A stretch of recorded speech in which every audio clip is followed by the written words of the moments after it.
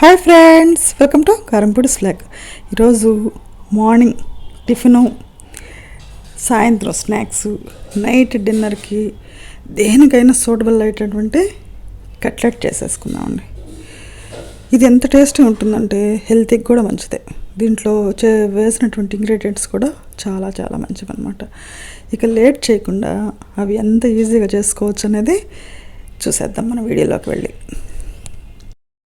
ముందుగా మనం 2 బంగాళదుంపల్ని 2 విజిల్స్ వచ్చేంత కుక్కర్లో పెట్టేసుకొని చల్లారిన తర్వాత దాన్ని చక్కగా గ్రేప్ చేసుకుందాం. అట్లా చేసుకుంటే బాగుంటుంది, లేదనుకుంటే స్మాష్ చేయండి, ఎట్లయినా పర్లేదు. అలా చేసుకొని పక్కన పెట్టేసుకుందాం. పెద్ద ఉల్లిపాయలని స్లైస్ కట్ చేస్తాం. 2 కట్టలు తోటకూరని బాగా సన్నగా ముక్కలు చేసి పెట్టుకున్నాం అండి. ఒక 4 పచ్చిమిరపకాయలు సన్న ముక్కలు చేసి పెట్టుకున్నాం. ఇవన్నీ మనం గ్రేప్ చేసుకున్నటువంటి బంగాళదుంపలు, ఉల్లిపాయలు, పాలకూర, తోటకూర అయినా వేసుకోవచ్చండి మన ఇంట్లో ఉంటే, పచ్చిమిరపకాయలు వేసేసాం.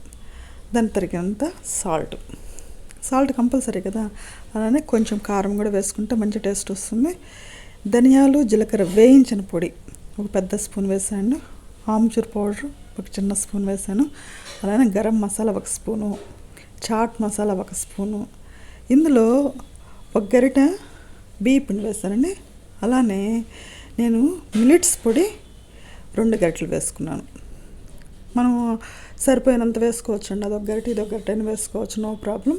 ఇలా వేసుకున్న తర్వాత అటుకుల్ని ఒక గుప్పుడు తీసుకొని దాని మిక్సీలో కొంచెం లైట్గా బరక్క వేసేసి అది కూడా వేసేయండి. ఎందుకంటే దానికి మంచి టేస్ట్ వస్తుంది. నేను ఫస్ట్ టైం అండి ఇలా అన్నం ఉడికిచ్చిన దాన్ని చేయటము. క్రిస్పీగా వస్తాను అంటున్నారు కాబట్టి టెస్ట్ చేద్దామని ఒక గుప్పుడు అన్నం తీసుకొని మిక్సీ జార్లో వేసి కొంచెం ఫైన్ పేస్ట్ కాకుండా అది కూడా కొంచెం లైట్గా బరక వేసేసి అది కూడా కలిపేస్తానండి. యాక్చువల్గా అయితే ఒక్కసారి ఉడికిన అన్నాన్ని మరలా ఉడికించకూడదు. అది ఆయుర్వేదిక్లో కంపల్సరీ చెప్పినటువంటి మంచి అలవాటు. ఇప్పుడు అందరూ కొంతమంది డాక్టర్ భార్య అండి, పెద్ద ఛానలు, పేరు వచ్చిన ఛానలు, అన్నంలో దోశల్లో వేసుకోమని చెప్తున్నారు. చాలామంది వేసుకుంటారు. ఈ ఇడ్లీల్లో దోశల్లో అన్నం వేసుకుంటే అది ఫ్రిడ్జ్లో పెడతాము, వారం రోజులు ఉంటుంది, పాయిజన్ అవుతుందండి. అది ఎట్టి పరిస్థితుల్లో చేయకూడదు అసలు. యాక్చువల్గా డాక్టర్ గారు మిస్సెస్ అయ్యండి ఆవిడ చెప్పడం అనేది చాలా తప్పు. ముందు పర్టికులర్గా అన్నము ఉడికిచ్చిన దాన్ని మరలా ఇడ్లీలోకి దోశలోకి వేసి అది వారం రోజులు స్టోర్ చేస్తాం. అది ఎంత తప్పు ఒక్కసారి ఆలోచించండి. నేను చెప్పాను కాదు, మీకై మీరు ఆలోచించుకొని ఏది మంచిది అనుకుంటే ఆ విధంగానే చెయ్యండి. నేను దీంట్లో అసలు మీరు అందరూ చేస్తున్నారు కదా అని ఒక్కసారి ఇదే ఫస్ట్ టైం అండి నేను చేయను. ఇంకా దేంట్లో ఉపయోగించను. నేను అసలు చూద్దాము మీకు చెప్దామని పర్టికులర్గా నేను చేసి చూపిస్తున్నాను. ఇట్లా చేయటం కూడా తప్పే. దీంట్లో అన్నం వేయాల్సిన పని లేదు, అటుకులు వేసుకుంటే చాలు. అయినాక మీరు చెప్పడం కోసమని ఇలా ఒక్కసారి చేసి చూస్తున్నాను, అంతేనండి. అవన్నీ బాగా కలిసేంత వరకు కలపండి.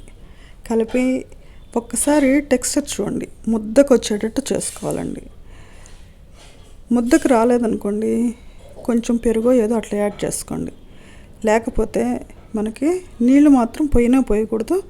ఇలా ముద్దకు వచ్చిన తర్వాత పక్కన పెట్టేసేసుకొని ఒక 5-6 బ్రెడ్ సైజుల్ని మిక్సీ జార్లో వేసేసుకొని క్రష్ చేసుకుంటే పొడి అవుతుంది కదా, బ్రెడ్ పొడి పక్కన పెట్టుకుందాం. అలా 2 స్పూన్లు మైదా పిండి ఒక బౌల్లో వేసి కొంచెం అంటే ఒక చిన్న గ్లాసులో సగం వాటర్ పోసేసి కలపండి ముందు.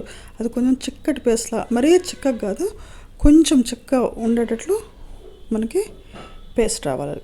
అలా వచ్చిందని పక్కన పెట్టేసేసి ఇప్పుడు బాండిల్లో నూనె పెట్టేద్దాం స్టవ్ మీద డీప్ ఫ్రై చేయడానికి.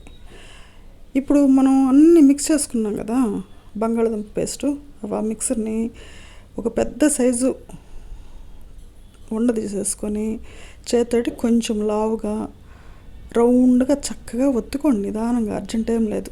ఒత్తుకున్న తర్వాత దీన్ని తీసుకొచ్చి మైదా గ్రేవీ ఉంది కదా మనకి, దాంట్లో సింపుల్గా డిప్ చేయండి. నిదానంగా డిప్ చేసిన తర్వాత బ్రెడ్ పొడి ఉంది కదా, ఆ బ్రెడ్ పొడిలో 2 సైడ్లు మొత్తం ఆ బ్రెడ్ పొడి అంటుకునేటట్టు అన్ని ఉండలు చేసేసుకొని ఈ విధంగా చేసి ప్లేట్లో పక్కన పెట్టేసుకుంది.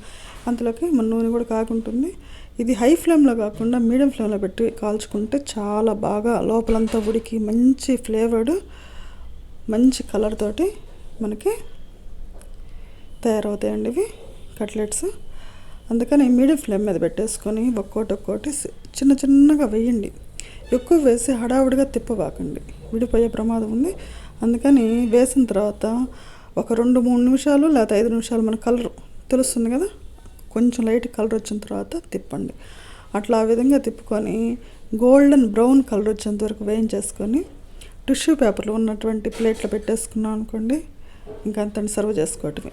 దీంట్లో ఆయిల్ కూడా ఎక్కువ పీల్చదండి. మీకు కావాలనుకుంటే ప్యాన్ మీద డీప్ ఫ్రై కాకుండా షాలో ఫ్రై అన్న చేసుకోండి. ఇది హెల్త్కి చాలామంది. దీంట్లో పాలకూర వేసాం, గుర్తుపెట్టుకోండి. రకరకాల ఐటమ్స్ వేసాం. మధ్యలో మర్చిపోయానండి, జీలకర్ర కూడా యాడ్ చేస్తానండి దీంట్లో. ఈ విధంగా చేసుకొని ఉదయం టిఫిన్కైనా చేసేసుకోండి, సాయంత్రం స్నాక్, నైట్ డిన్నర్కి, దేనికైనా కానీ సూపర్ టేస్ట్ ఉంటుంది. దీంట్లో మనం టమోటా సాస్ కానీ చిల్లీ సాస్ కానీ నంచుకొని తిన్నాం అనుకోండి, చాలా బాగుంటుంది. కావాలంటే మీరు ఉల్లిపాయలు కూడా వేసేసుకోండి. ఈ వీడియో మీకు అందరికీ నచ్చుతుందని అనుకుంటా అండి. మీ బెస్ట్ ఫ్రెండ్స్కి, తెలిసిన వాళ్ళందరికీ షేర్ చేయండి. కొత్తగా నా ఛానల్ చూసి సబ్స్క్రైబ్ చేసుకోండి, గుర్తుపెట్టుకొని. పక్కన బెల్ ఐకాన్ వస్తుంది, ఆల్ ఆప్షన్ నొక్కితేనే నా వీడియో నోటిఫికేషన్స్ మీ ముందుగా కనిపిస్తాయి. మరో మంచి వీడియోతో మేము ఉంటుంది మీ శ్రీదేవి.